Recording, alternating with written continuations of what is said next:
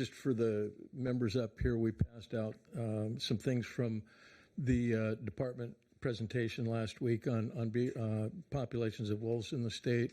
I don't know, have we got an overhead that we could put up on that? We don't have it. Okay, great. Well, good. I'm glad we passed them out. That's what you've got in front of you.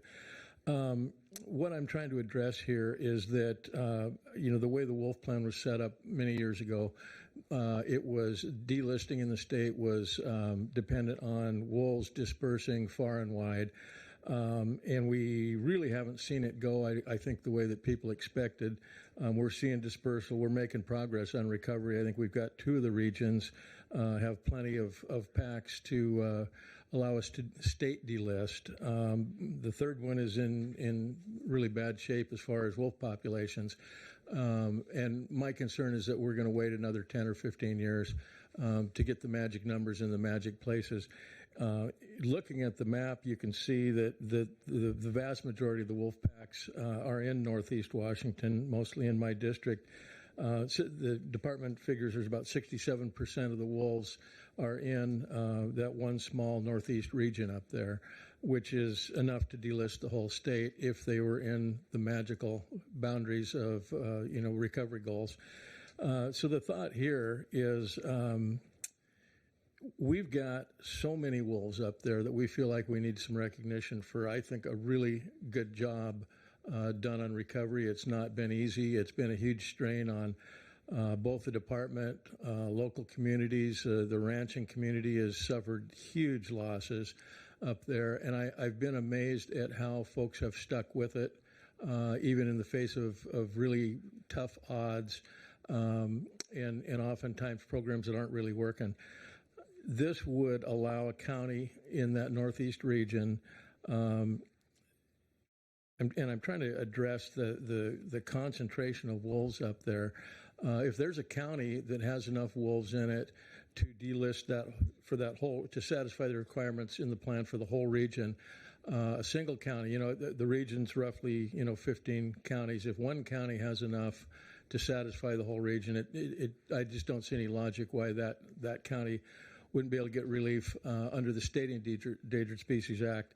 I'll mention also that it specifies that it's only in the areas that have been federally delisted, which is the eastern about third of the state. If the federal science shows that they're recovered more than adequately, and I would agree with that. But that's the only areas is if they're federally delisted already. Part of what I'm really pushing on this is better coordination, and that is my hope if we pass this piece of legislation. I think there's good ideas from the locals. We've been dealing with them for 10, 12 years now on the front lines, and there's a lot of frustration. Department's doing some really good things. There's other things that I think could be greatly, greatly improved, and I think local input would help. I'm just going to mention one suggestion I've got the last few days on this, just as an idea of what could be done. Right now, the department has hopefully a wolf or 2 or 3 in each pack that is collared. But the collar data is too slow to be of any real value. It sends data every 12 hours, but there's a 24-hour drag. So you can see where the wolves were yesterday or the day before, but you can't see enough information to be responsive to it. And I would submit that the whole effort of avoiding conflict has got to start up front. I think the science that once a pack gets used to depredating, it's really hard to stop it. There's been some progress there, but my hope would be collars that have quicker repeaters every 2 hours at night, every 4 hours during the day, pretty close to real time.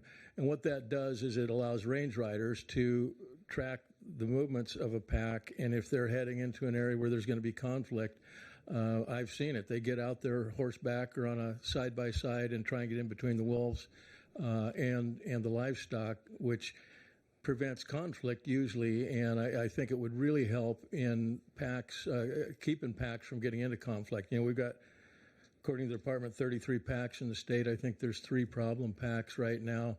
I think we should be celebrating the 30 that haven't caused any problems and help them stay out of contact with livestock and pets. And just a proactive idea that I know the sheriff in Colville has got one of these newer or higher performance collars. The department has used them in the past for research, but they haven't used them in this situation.